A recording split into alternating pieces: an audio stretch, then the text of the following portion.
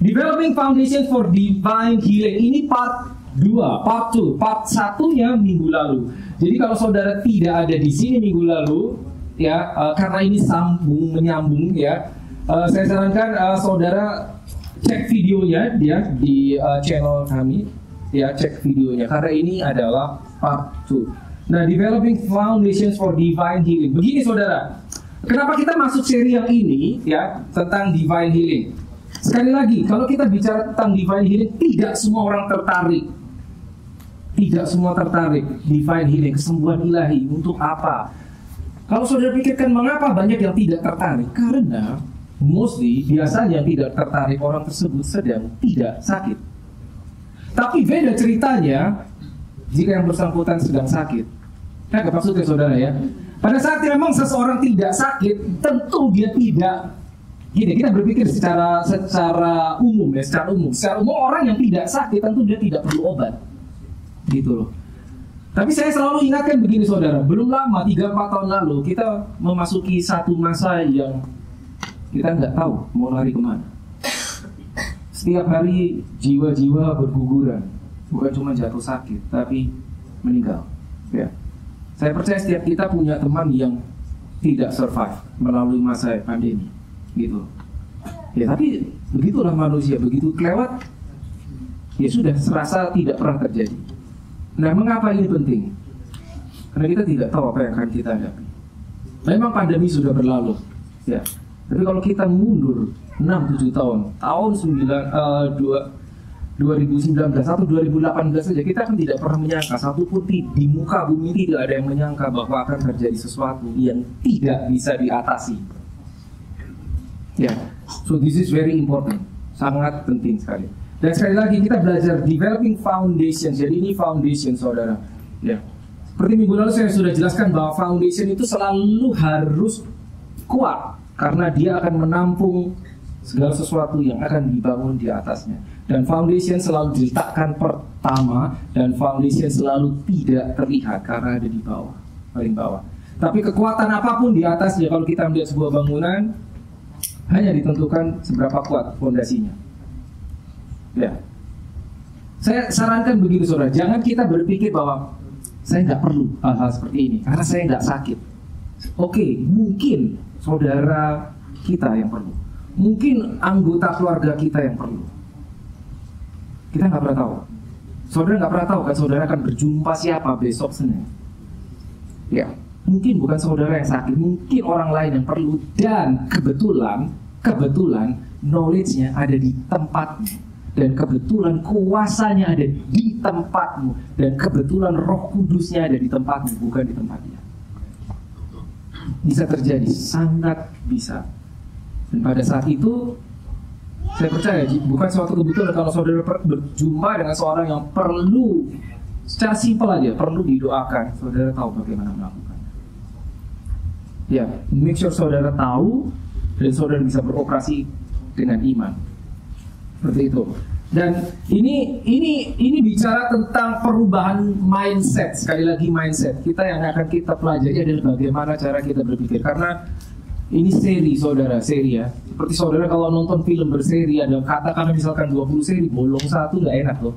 Ya, saudara kan kehilangan connection di seri yang dimana saudara tidak lihat. Jadi saya sarankan sekali lagi bahwa don't miss this series sampai selesai. Jadi kalau saudara mungkin minggu lalu tidak ada di sini, so please check the video. Yes, yang pertama, ya, sekali lagi Developing Foundation ini part 2. Yang pertama adalah ini dia, Know the Will of God. Nah, minggu lalu kita sudah belajar tentang satu statement yang sangat penting. Bukan cuma sangat penting, saya percaya amat sangat penting, yaitu God wants you well. Tuhan menginginkan kita sembuh. Maksudnya Tuhan menginginkan kita sehat, tidak sakit. Dan sebagai orang percaya, kita sebetulnya yang kita perlukan sebetulnya bukan di area divine healing, tapi divine health. Maksudnya divine health bedanya apa sama divine healing? Divine health itu berarti kita tidak sakit. Kalau divine healing itu orang mungkin sakit atau mengalami gejala dan perlu kesembuhan. Tapi kalau kita berada di divine health itu tidak mengalami sakitnya. Ya tentunya secara simpel orang tahu pilih yang mana, betul kan? Nah karena kita orang percaya dan kita tahu di Alkitab ya, di Markus pasal 16 kalau saudara lihat ya, itu sudah dikatakan engkau akan menumpangkan tangan atas orang sakit dan orang itu akan pulih, orang itu akan sembuh. Berarti yang menumpangkan tangan adalah orang percayanya, betul kan? Nah maksud saya begini saudara akan berjumpa di luar sana banyak orang-orang yang mungkin bukan orang percaya, dan kebetulan tadi saya sudah katakan orang percayanya adalah saudara. Jadi saudara yang akan menumpangkan tangan, gitu. Ya, tapi sebelum kita melakukan kita harus tahu dulu toh, betul kan? Nomor satu, kita harus percaya dulu, kita harus tahu how to-nya, kita harus tahu protokolnya, kita harus tahu gimana sih caranya dan seterusnya. Makanya kita belajar sesuatu, ya. Oke, know the will of God, mengetahui kehendak Tuhan. Nah, ada yang menarik di Matius 8 ayat 2. Ya, Matius 8 ayat 2. Saya bacakan, ini yang bahasa Indonesia dan bahasa Inggris. Maka datanglah seorang yang sakit kusta kepada Yesus, ya, yang besar. Lalu sujud menyembah dia dan berkata, Tuhan, jika Tuhan mau, Tuhan dapat mentahirkan aku. Lord, if you are willing, you can make me clean. Orang sakit datang kepada Yesus dan berkata, kalau Tuhan mau.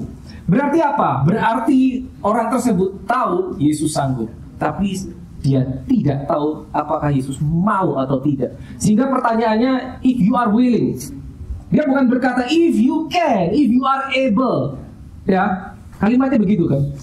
Kalau Tuhan mau, jika Tuhan mau. Dia tahu orang ini bisa, tapi yang dia nggak tahu, mau nggak ya orang ini menyembuhkan aku. Makanya nomor satu, know the will of God is crucial, penting sekali. Nomor satu, minggu lalu kita sudah belajar, kehendak Tuhan adalah God wants you well. Dia ingin engkau sembuh, dia ingin engkau tidak sakit.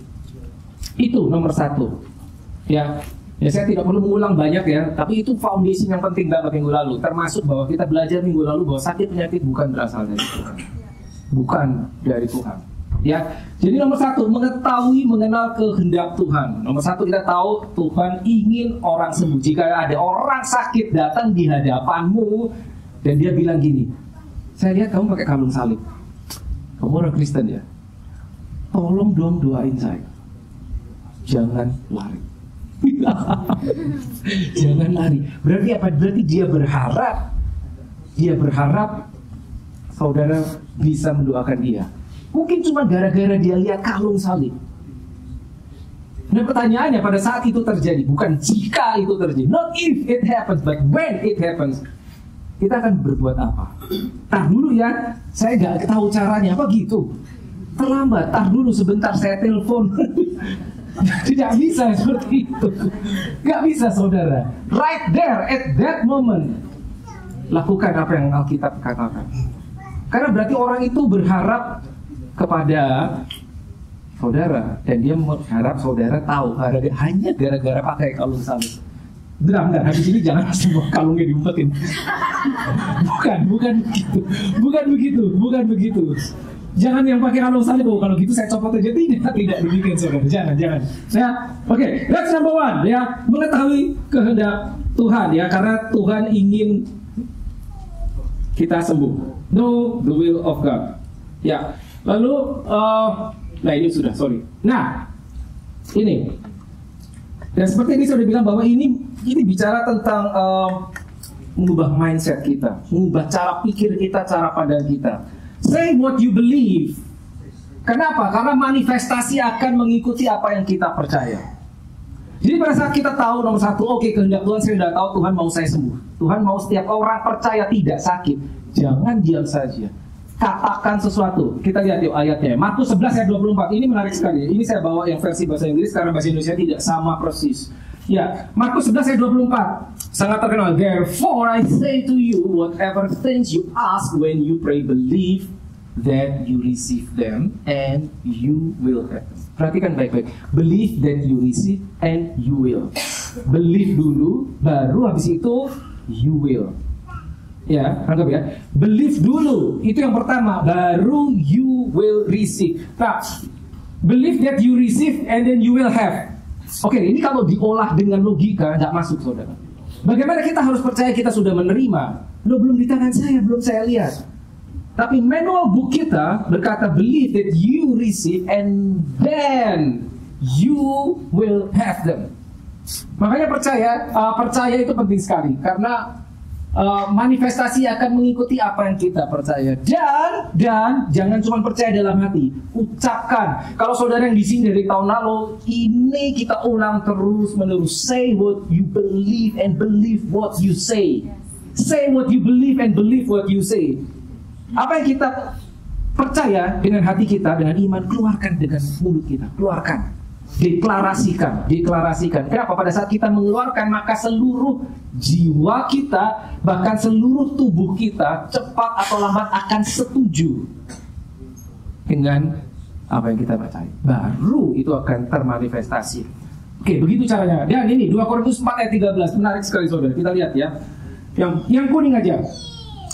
Oke deh, kita baca semua. Namun karena kami memiliki roh iman yang sama, seperti ada tertulis, aku percaya sebab itu aku berkata-kata. Ini Rasul Paulus. Ya, aku percaya sebab itu aku berkata-kata. So if you believe something, saudara pasti akan mengucapkannya. Pada saat kita percaya, kita akan mengucapkannya. Jadi itu seperti sistem. Ya, kita beberapa kali belajar sistem. Sistem itu jika A dilakukan maka hasilnya B. Dan itu berlaku dimanapun juga, maka disebut sistem. Jika A maka B, gitu loh. Ya, itu sistem. Kita belajar ini di Alkitab jelas sekali. Lalu, ya setelah kita tahu, ya kita beroperasi, selalu ingat ucapkan. Ya, ucapkan apa yang kita percaya. Makanya penting sekali kita punya ayat tentang healing. Kalau kita mau beroperasi di dalam divine healing, kita harus punya ayat yang kita ingat tentang kesembuhan. Ya, apa yang kita ingat? Tanpa membuka Alkitab loh. Oh berarti harus ngafalin? Yes. Ngafalin ayat. 1, oke. Mungkin 1 lagi, 2, 3 dan seterusnya. Berapa banyak terserah saudara. Karena yang kita ambil dari Alkitab, ayat itu bukan cuma statement. Alkitab berkata bahwa the word of God is spirit and life. Jadi begitu itu kau ambil, kau percayai dan taruh di mulut dan lepaskan, maka bukan cuma apa yang di sekeliling kita, tapi tubuh kita, jiwa kita akan merespon dan setuju, and then you will have it. That's how it works. Begitu caranya. Ya tentunya detailnya akan lebih banyak. Nanti kita akan belajar lebih jauh. Tapi karena ini foundational. Ya, do not cancel the blessing. Do not cancel your faith. Nah, ini penting sekali. Kita pernah belajar rasanya tahun lalu. Do not say something contrary to what you believe. Jangan berkata sesuatu yang bertentangan dengan apa yang kita percayai. Kalau kita sudah berdoa, kita menyatakan in the name of Jesus, I am healed. Udah tutup dengan amin. Amin itu adalah terjadilah, so be it. Habis itu tuh jangan di cancel dengan perkataan kita. Maksudnya gimana di cancel? Maksudnya gini, kok aku masih sakit ya? Kok masih sakit rasanya? Keluar dari mulut. It's dangerous.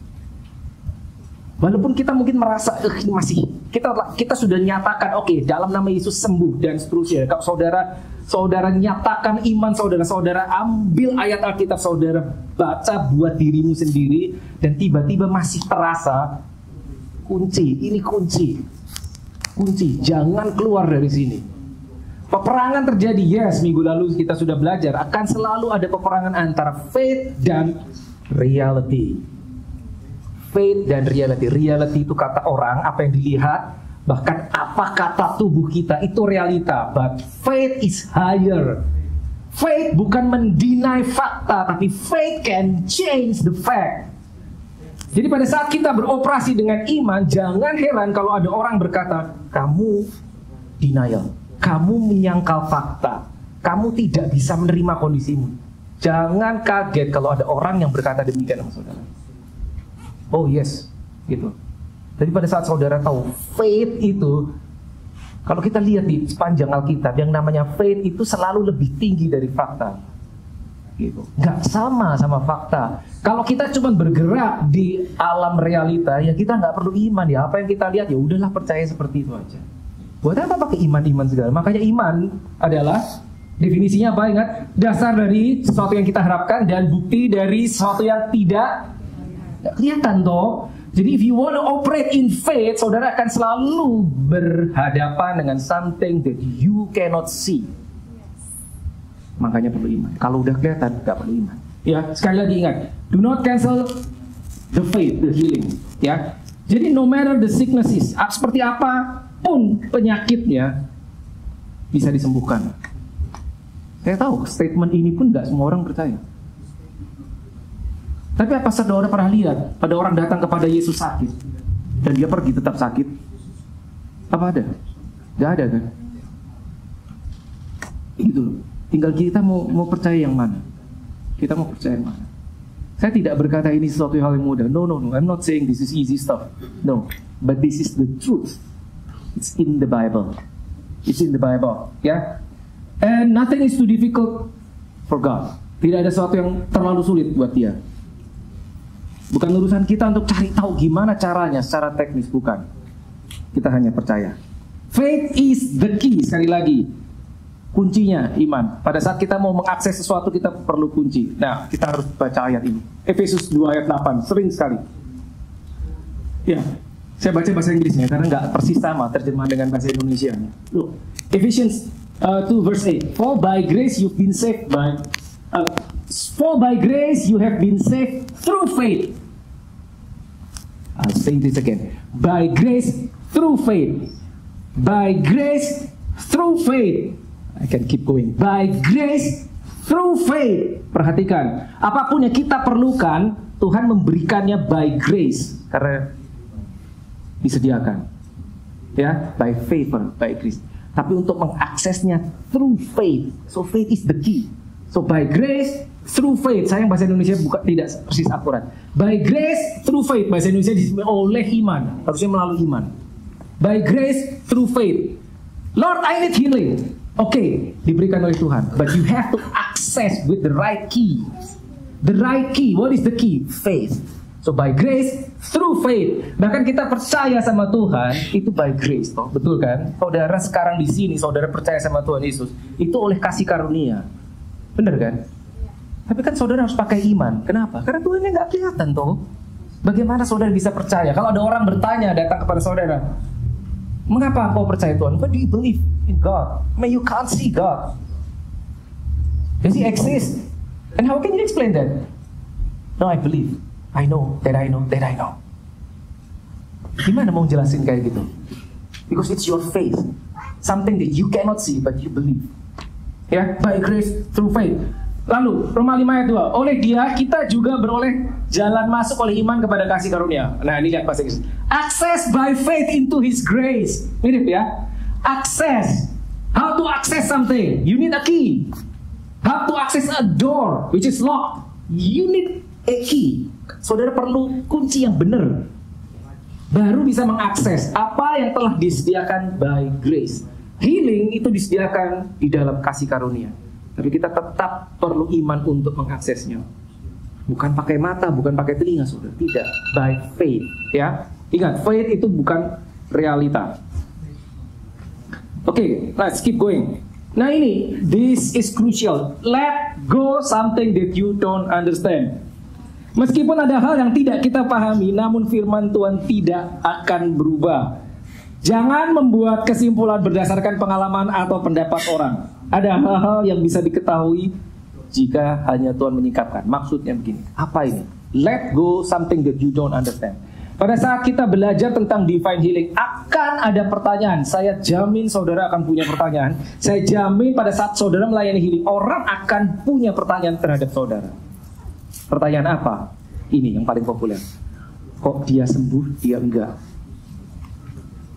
Pasti pernah dengar toh? Kok dia cepat sembuh, dia tidak terlihat sembuh? Pada saat saudara menumpangkan tangan atas orang, ya, saudara akan tanpa disuruh, mindset saudara akan berkata, aku mau lihat tandanya langsung, aku mau lihat hasilnya instantly. Pada saat kita tidak melihat atau belum melihat, maka otak kita nggak usah disuruh putar, akan berpikir keras, mengapa tidak seperti yang saya harapkan? Nggak maksudnya? Itu pertanyaan yang paling umum. Kok dia sembuh, dia enggak? Berapapun banyak pertanyaan, saya tanya sama saudara, firmannya berubah enggak? Tidak akan pernah. Apa yang tertulis, itu tidak akan pernah berubah. Kalau firman-Nya udah berkata, oleh bilur Kristus Yesus kamu sembuh, ya, apakah kita lihat apa enggak? Itu akan tetap seperti itu. Apakah kita komplain di hadapan Tuhan? Tuhan, aku kenapa gak lihat Tuhan? Apa dia akan bilang, oke, sebentar, saya ganti firman-Nya, apa gitu? Gak ada. Sekali tertulis, tetap tertulis. Kita lihat apa enggak, itu tetap benar. Kita mau kecewa sama Tuhan, tidak akan berubah firman-Nya. This is hard stuff. Tidak akan berubah. Firman itu adalah kebenaran. Kalau kita nggak bisa percaya bahwa firman itu adalah kebenaran, berarti kita belum jadi orang Kristen. Halo? Apapun yang tertulis, ada seperti itu. Masalahnya kita tahu nggak yang tertulis itu apa? Bahkan dari perjanjian lama sudah dibilang, dia memperkenalkan diri kepada bangsa Israel, I am the Lord that heals you. Oh, that's powerful. I am the Lord that heals you. Lalu kita datang kepada Tuhan. Oke Tuhan, mana kok aku gak sembuh-sembuh? Bagaimana Tuhan, kok dia gak sembuh? Dia kok cepat sembuh? Yang itu sembuh sebentar lagi. Tapi yang itu kok sudah sekian tahun gak sembuh? Itu misteri.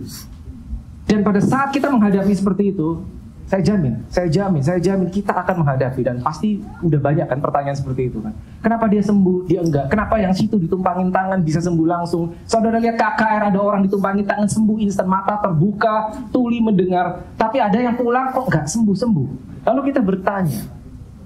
Dan kita punya pertanyaan yang kita simpan di dalam jiwa kita. Dan otak manusia itu sangat pandai. Dia tidak akan berhenti berputar sampai dia menerima jawaban yang logis. Perhatikan, jawaban yang logis yang dicari otak kita. Jawaban logis. Dan pada saat itu nggak ketemu, ini nggak berhenti saudara. Pada saat otak kita tidak bertemu jawaban yang logis, maka yang dilakukan otak kita adalah meng-create satu teori sendiri, menciptakan jawaban sendiri. Karena pada dasarnya manusia tidak bisa hidup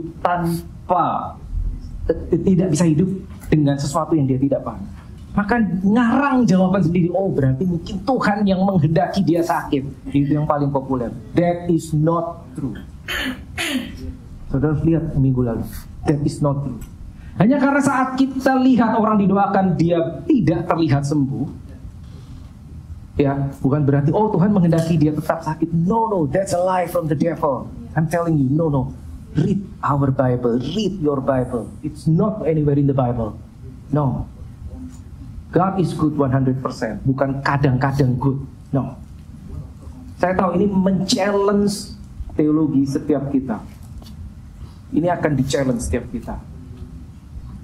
Gini saudara, saya ambil contoh. Kita orang Kristen, saya anggap semua yang ada di sini percaya Tuhan ya. Dalam perjalanan hidup saudara, ya, baik terus gak keadaan kita? Kadang-kadang kita mengalami something yang gak enak loh, betul. Iya kan?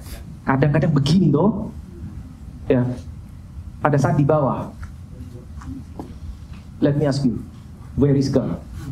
Pada saat di atas, dengan gampang begitu. Thank you Lord Jesus, saya akan bersyukur. Pada saat di bawah saya tanya, di mana Tuhan?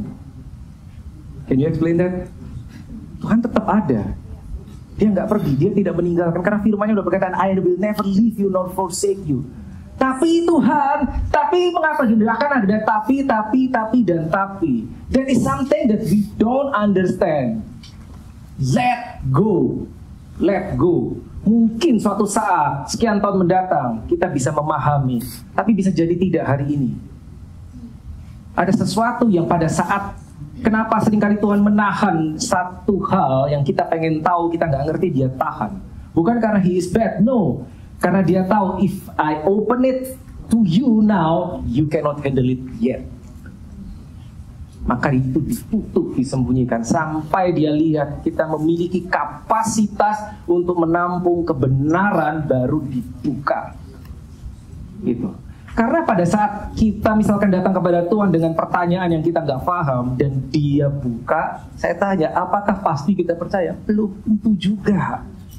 Kalau dikasih tahu gini loh, apakah oke Lord, I believe you know? Belum tentu. Manusia itu nggak gitu. Pada saat dikasih tahu Tuhan gini loh, bisa jadi apa?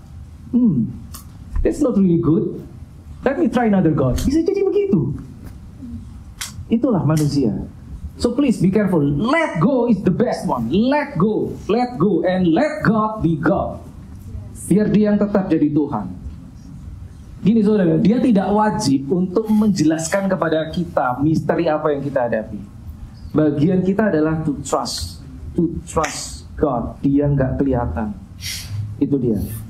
And it's not easy. Next, instant and or gradual healing. Ini ada kaitannya dengan yang tadi. Tentunya pada saat kita didoakan, saat kita berdoa, saat kita mendoakan orang, kita maunya yang instan dong. Betul kan? Tapi ternyata terkadang bisa begini, bisa tidak instan. Healing itu bisa jadi proses. Seperti kita menanam satu benih nggak langsung tumbuh. Kita tanam hari ini, ntar sore tumbuh, nggak begitu kan? Terjadi sesuatu, tapi terjadinya di bawah tanah toh, bertunas. Tunas itu kan ke bawah, apa nggak ke atas toh. Pada saat itu bertunas itu tumbuh, tapi kita tidak melihat. Tapi jika kita hanya mengandalkan apa yang kita lihat / realita, maka yang kita lihat kok nggak terjadi sesuatu, tidak tumbuh. Lalu kita tidak percaya. Itu manusia. Gitu. Padahal sedang terjadi proses. Saya jelaskan, di Alkitab pernah. Saudara ingat cerita 10 orang kusta datang kepada Yesus berteriak dari jauh, nggak dari dekat, karena mereka nggak boleh mendekat. Berteriak kan, minta, ya tentunya orang sakit datang kepada Yesus minta sembuh, ya, minta disembuhkan dari jauh. Alkitab mencatat demikian. Lalu Yesus berkata, pergi kepada imam, ya, perlihatkan dirimu. Cuma itu. Lalu Alkitab mencatat, as they are going. Pada saat mereka sedang dalam perjalanan, mereka menjadi tahir. Dan dari 10 orang itu 1 kembali kepada Yesus untuk menyembah dia. Ingat ya cerita itu ya? Dari 10 cuma 1. Tapi yang mau saya tekankan begini. Kesembuhan terjadi as they are going. Pada saat mereka berjalan baru terjadi manifestasinya. Pada saat Yesus, kecepatan lain, contoh lain, pada saat Yesus berjalan ya menuju bait suci, dan dia lapar, ada pohon ara, ingat saudara cerita itu, dia mendatangi pohon itu, mencari mungkin ada buah karena dia mau makan, ternyata tidak mendapati sesuatu, lalu dia mengutuk pohon ara dan berkata, kau tidak akan berbuah selamanya, tidak ada orang akan makan buah dari pohon darimu lagi. Ya, kalau saudara lihat di versi Matius, ya, besoknya saat dia keluar, baru pohon itu kering. Jadi pada saat dia melepaskan firman, sudah terjadi sesuatu tapi dari bawah tanah. Proses pengeringan sudah terjadi from the root system. Lalu baru mengering semuanya besoknya. Kalau saudara patahkan satu daun warna hijau ya. Kalau saudara patahkan, saudara masuk ke sini, saya tanya, daunnya masih hijau toh? Masih hijau, nggak langsung kering? Tidak. Besok mungkin masih hijau, mungkin sedikit layu. Tapi sudah tidak ada kehidupan di daun itu. Kenapa? Karena dia sudah terputus dari sumbernya. Itu. Tapi proses. Nah, healing can be process. Gitu loh. The problem is pada saat kita selesai berdoa, dan kita belum melihat sesuatu, that is the real battle. Pada saat kita sudah tutup dengan amin sampai terjadi manifestasi terhadap apa yang kita doakan, that is the battle. That is the battle. Maka tadi kita berkata, do not cancel. Ini tutup. Ya, karena healing bisa jadi gradual. Ya, belum tentu instan. Ya, tentunya kita berharap instan. Ya, tell your body to agree with the word of God. Ini penting sekali. Katakan tubuh kita untuk setuju dengan firman Tuhan tentang healing. Makanya penting sekali kita punya ayat hafalan tentang healing. Tapi itu nanti ya, next step ya. Next step, ini masih foundation. Lalu ini saudara, wrong mentality. Lihat, ini kalimat populer. Lihat. Kalau Tuhan berkehendak aku sembuh, pasti sembuh. Populer loh. Kalau Tuhan berkehendak aku sembuh, ya pasti aku sembuh. Saudara ingat waktu ibadah terakhir kita, Desember, minggu terakhir, saya cerita tentang satu mentalitas yang keliru, yang begini. Lord, here I am Lord, you can change me. Kalau kau mau mengubah aku, ini aku Tuhan. Itu satu, itu keliru saudara. Atau, ya aku orangnya udah gini, sorry Lord. Aku bingung begini orangnya. Aku orang emang gampang tersinggung, sorry nggak bisa lagi. No, don't say that. Gak bisa kayak gitu, itu keliru saudara. Itu mentalitas keliru. Dan ini salah satu yang keliru adalah ini, pasif. Kalau Tuhan berkehendak aku sembuh, pasti sembuh. Lalu kita diam aja, kita menanti. Most likely you get disappointed with God.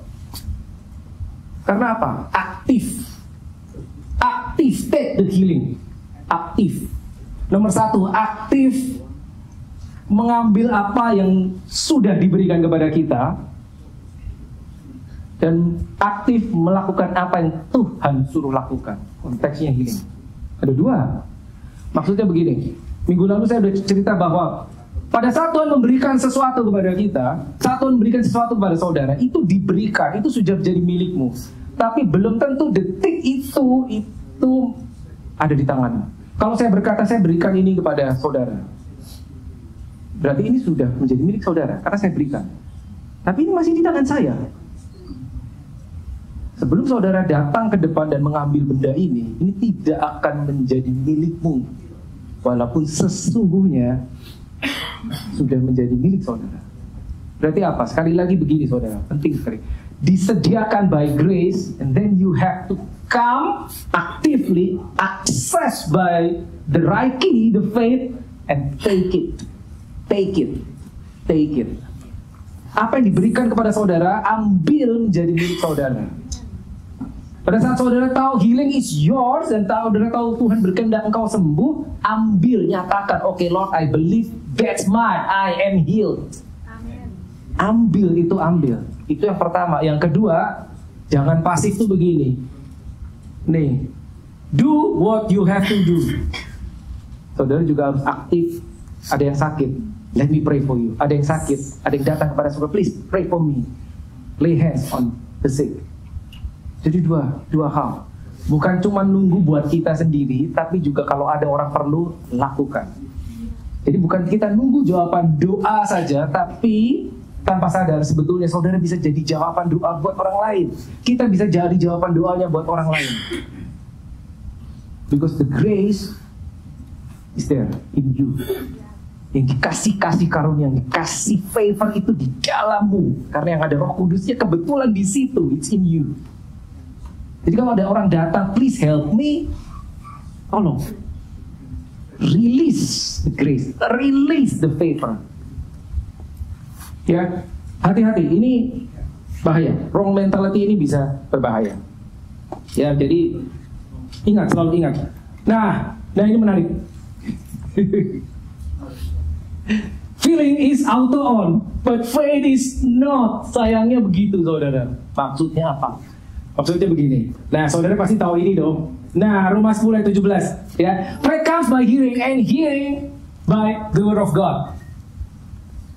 Faith, iman, itu hanya datang. Kita mengajarkan bagaimana iman itu timbul, bagaimana iman itu datang. Iman datang dari pendengaran, dan pendengaran akan firman Tuhan. Betul kan? Saya tanya, kalau feeling gimana datangnya? Feeling itu datang sendiri, saudara. Kita nggak ngapa-ngapain, feelingnya datang sendiri, toh. Makanya your feeling is auto on, and faith is not. Unfortunately, faith is not. Jelas di Alkitab berkata satu-satunya cara iman datang hanyalah dengan firman Tuhan. Kalau kita tidak pernah mendengar firman Tuhan, iman tidak akan datang. Gak bakal datang. Kita bisa bilang, loh, saya lihat ada orang gak kenal Tuhan tapi dia punya iman. No, that's not faith.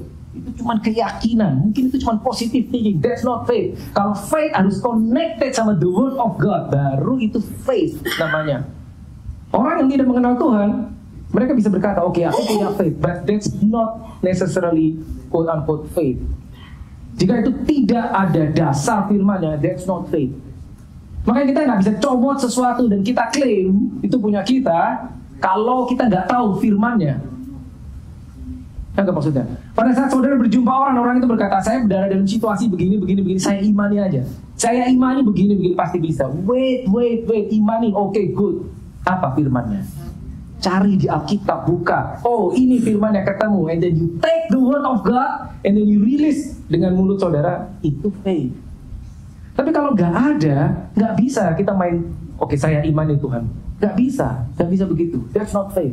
Makanya tadi kita lihat, by grace through faith. By grace itu apa?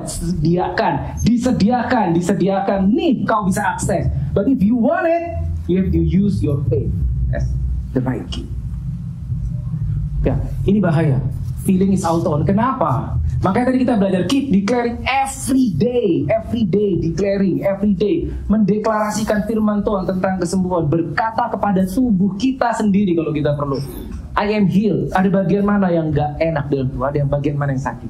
Berkata kepada tubuhmu, in the name of Jesus, I command my body, you get in line with the word of God now. Be healed now, be restored, be made whole in the name of Jesus. Itu ngomong sama diri sendiri. Sekali, nggak cukup, tidak cukup. Nah, saudara datang ke dokter dikasih dosis saja bisa 3 kali sehari tuh. Apa yang terjadi kalau saudara dikasih dosis 3 kali sehari, cuman kebanyakan saya minum sekali aja. Tapi gitu, enggak toh. Berapa kali yang ditulis di dosis obat itu diikuti nggak? Diikuti. Kenapa? Karena saudara percaya, nomor 1. Yang kedua, karena saudara berharap bahwa apa yang tertulis di dalam dosis itu benar, dan pada saat engkau ikuti, engkau akan menerima hasilnya. Begitu kan? Common sense. Tapi pada saat berurusan dengan healing, faith, how to declare, how to get, how to receive healing, dengan mudah kita sekali aja ikutin 3 kali bila perlu. Kalau saudara ke dokter dikasih obat 3 kali sehari, dokter bilang, let's see, in 1 week kita lihat membaik apa enggak. Terus saudara seminggu lagi datang ke dokter yang sama, oke, dianalisa lagi, didiagnosa lagi, dokternya bilang, mungkin obatnya kurang kuat. Apa yang dilakukan? Tingkatkan dosisnya, toh, bener toh? Iya toh, dari 3 kali, oke, mungkin sekarang 5 kali. Jadi itu kan normal toh. Kalau saudara, oke, in the name of Jesus I'm healed, kurang dosisnya, 2 kali, 3 kali, 4 kali, 5 kali sehari, terus. Kenapa? Karena ini akan berperang melawan ini. Pasti. Feeling akan berperang melawan faith. Kok aku merasa masih sakit ya? Kok masih gak enak ya? That's feeling. Dan feeling itu bukan truth. Belum tentu benar. Hanya perasaan. Rasanya gini, dan seterusnya. Dan feeling kita, kalau kita belajar tentang ini, feeling kita akan berkata sesuatu yang bertentangan dengan firman Tuhan. Alkitab berkata, roh memang penurut, tapi daging lemah. Maksudnya apa? Roh kita penurut. Maksudnya penurut apa? Menurut dengan firman Tuhan. Kenapa? Karena Roh Kudus di dalamnya. The spirit is willing, but the flesh is weak. Kan gitu kan? Tapi kalau daging kita diajak nurut sama firman Tuhan, lemah dia. Dia nurutnya sama feeling. Gitu. Jadi ini yang akan jadi penghalang, saudara. Satu lagi problemnya. Ini gak ada switch. Gak ada switchnya. On terus. Gak bisa di off. Kalau ada switch off-nya enak. Oke, saya switch off, mati. Ini nggak bisa, ini nggak beroperasi. Sekarang kita bisa main di sini. So, sayangnya nggak ada. Ini nyala terus. Saudara bangun pagi, begitu berasa badanku nggak enak, itu kan ini toh. Dia nggak bisa di switch off. Sayangnya begitu. Ini nempel sama kita kemanapun juga. Sekian tahun terus bersama kita. Datang sendiri udah gitu lagi. Kalau ini enggak, untuk ini datang harus lewat firman. Ya, I'll be quick, masih ada 2 poin lagi. Oke. Terlanjur. Apa maksudnya terlanjur? Di sini nih, ini begini. Kalau saudara, mungkin di Indonesia lebih banyak. Di Indonesia, kalau saudara beli barang, di struknya ada tulisan apa? Barang yang sudah dibeli tidak bisa ditukar atau dikembalikan. Nah, kalau di sini nggak ada, oke. Di sini selalu bisa dibalikin. Kalau di Indonesia kan gitu toh. Jangan kan dikembaliin, tukar aja nggak dikasih. Maksudnya apa? Gini, kalau di sini kita nggak suka, kita balikin, dikembalikan ke uangnya. Apa yang sudah dibeli tidak bisa dikembalikan kalau di sana. Tapi ternyata kalau di sini apa yang bisa dibeli, yang sudah dibeli selalu bisa dikembalikan. Nah, tapi kali ini yang berlaku adalah apa yang sudah dibeli tidak bisa dikembalikan. Keselamatan saudara dibeli tuh sama Yesus. Makanya kita harus tahu, kalau saudara tahu, salvation itu bukan free. Buat kita diberi free, tapi Tuhan membeli. Kenapa membeli? Karena dia harus bayar, bukan pakai dolar, bukan pakai emas, perak, pakai darah Yesus. Darahnya tercurah itu untuk membayar, watch this, membayar keselamatan. Apa bisa barang yang sudah dibeli dibalikin? Nggak bisa, darahnya udah terlanjur tercurah, sudah terlanjur dibayar lunas. Apa hubungannya sama healing? Kita harus tahu bahwa healing itu ada di dalam satu paket dengan keselamatan. Nah, ini yang banyak nggak tahu. Kalau udah diberikan ya udah, itu menjadi milikmu. Tinggal diambil apa enggak. Gak bisa dibalik, nggak bisa. Terlanjur dibayar pakai darah. Terlanjur lunas, darah terlanjur tercurah. Tidak bisa dibalikin. Lihat. Tetapi sesungguhnya penyakit kitalah yang ditanggungnya. Ini kalau saudara baca Yesaya pasal 53, ini berbicara tentang profetik bagaimana Yesus suatu saat akan menebus dosa manusia. Dia mati disalib mencurahkan darah. Yesaya 53 is amazing. Dan salah satunya berbunyi gini, penyakit kitalah yang ditanggungnya dan kesengsaraan kita yang dipikulnya. Ini terlanjur ditanggung. Jadi kita gak perlu ngomong, Tuhan udahlah saya sakit gini gak apa-apa, yang penting aku masih mengasihi Tuhan. No, don't do that. Oh, that's not yours. Take what is yours. Lepaskan yang bukan milikmu. Sickness and disease bukan milik kita. Lepasin. Jadi dia itu mencurahkan darah, dia mati disalib menanggung dosa. Keselamatan itu kan gitu kan, ya, itu gitu. Ambil semuanya nanti bagian terakhir. Ya, penyakit kita kan ditanggungnya dan kesengsaraan kita yang dipikulnya, dan bagian akhir oleh bilur-bilurnya kita menjadi sembuh. Ini dikutip oleh Rasul Petrus, 1 Peter 2:24, dia berkata, by his stripes we were healed, bukan we are healed, we were done, it's a done deal, sudah dikasih. Dalam Alkitab bahasa Indonesia kita telah sembuh. Kalau saudara pergi ke 1 Petrus 2 ayat 24, kita telah itu selesai. Jadi mentalitas kita perjanjian baru adalah telah. Makanya tadi pertama ada seorang datang kepada Yesus dan dia bilang, Guru, jika engkau mau, you can make me clean. Kau bisa menyembuhkan aku, bisa mentahirkan aku. Jadi begini saudara, kalau mentalitas kita itu begini. Mengetahui Tuhan sanggup, that's good. God is able, that's good. Tapi kalau kita di dalam perjanjian baru orang ditebus itu nggak cukup di situ. Kita harus masuk ke next step. Bukan God is able, but God is willing. Dia mau juga, bukan cuma dia sanggup. Karena sanggup, dia sanggup, oke, good. Tapi kalau nggak mau untuk apa, gitu kan? Jadi kita harus tahu dia sanggup, dan kita harus tahu dia mau. Tapi satu lagi. Now this is important. Dia telah. So God is able is good, God is willing is even better. Tapi satu lagi, God has done it. Dan dia, makanya dia telah sembuh. Itu mentalitas perjanjian baru. Oke, yang terakhir, worshiping boleh kembali. This one. Take the whole package. Begini saudara.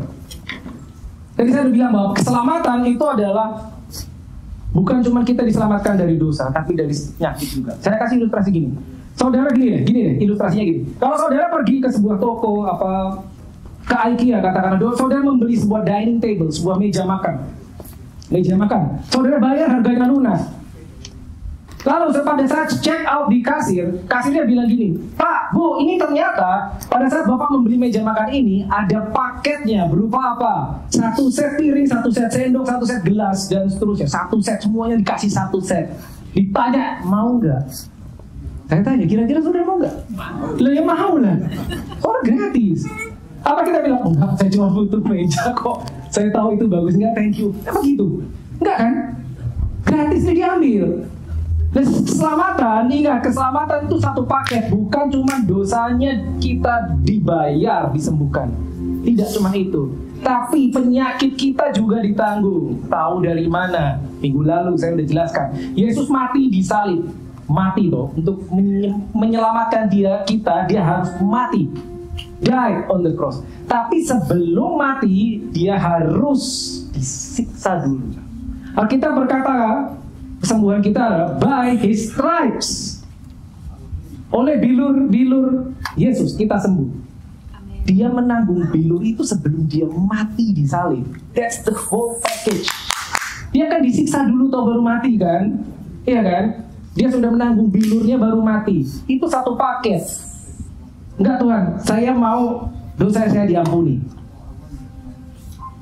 Tapi saya nggak yakin penyakit saya ditanggung apa enggak. Rugi saudara, rugi. Mazmur 103 ayat 1 dan 4. This is amazing. Pujilah Tuhan, hai jiwaku, pujilah namanya yang kudus, hai segenap batinku. Pujilah Tuhan, hai jiwaku, dan jangan lupakan segala kebaikannya. Ayat 3, dia yang mengampuni segala kesalahan, mengampuni dosa. Kita tahu biasanya salvation, keselamatan, kita ditebus cuma dosa aja toh. Tapi ini belum cek ya. Dia yang mengampuni segala kesalahanmu, segala dosa, yang menyembuhkan penyakitmu. It's one package in one verse. So take the whole package. Dia yang menebus hidupmu dari lubang kubur, ya, dari kebinasaan. Bahasa Inggrisnya from destruction. Bahasa Inggrisnya dikatakan gitu. Dia menyelamatkan kita dari kebinasaan, yang memahkotai engkau dengan kasih setia dan rahmat. Jadi take the whole package. Take the whole package. Makanya understanding is crucial. Kalau kita nggak tahu itu bagian kita cuma oke Tuhan yang penting saya selamat, nggak apa-apa deh saya sakit-sakitan. No, that's not yours. Saudara selamat, ambil semua paketnya. You are healed. Let us pray.